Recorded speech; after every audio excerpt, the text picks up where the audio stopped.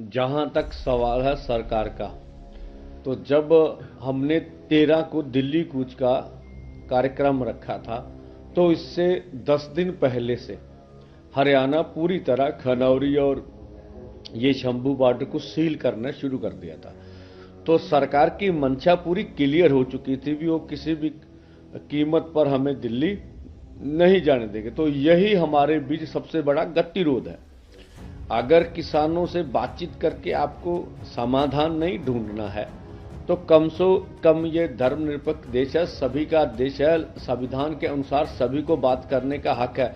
हमें फिर दिल्ली भी तो जाने दिया जाए ना, क्यों नहीं जाने दिया?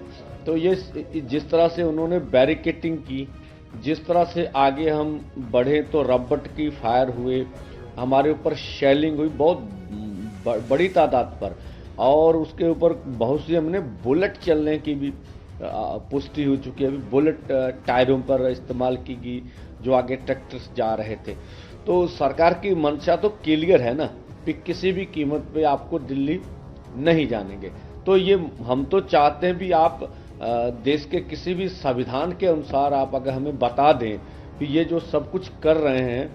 अभी डीजीपी हरियाणा का बयान आ गया कि हम किसानों के ऊपर टीयर गैस इस्तेमाल नहीं कर रहे हैं। अब देखिए ये किस तरह की बात है।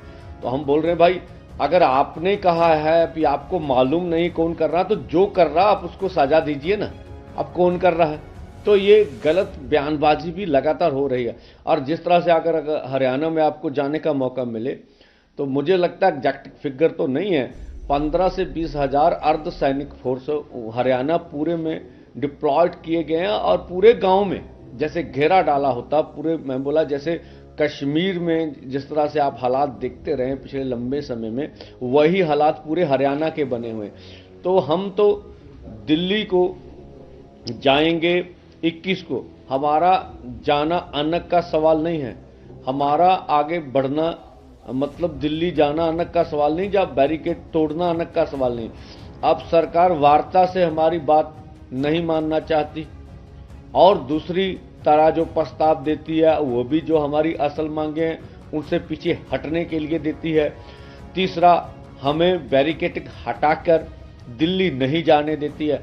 तो हम तो मजबूरी में आगे बढ़ेंगे ना, वो जो भी परिणाम होंगे उसके लिए भारत सरकार जिम्मेवार होगी। और हम आशा तो करेंगे, अभी आज का दिन है, स्वयं प्रधानमंत्री जी के पास सारी रिपोर्ट तो जा चुकी होगी। अब जिन मुद्दों पे डिस्कस होनी थी सब पर 2-2 राउंड डिस्कस हो चुकी है। और चाहिए अब स्वयं प्रधानमंत्री जी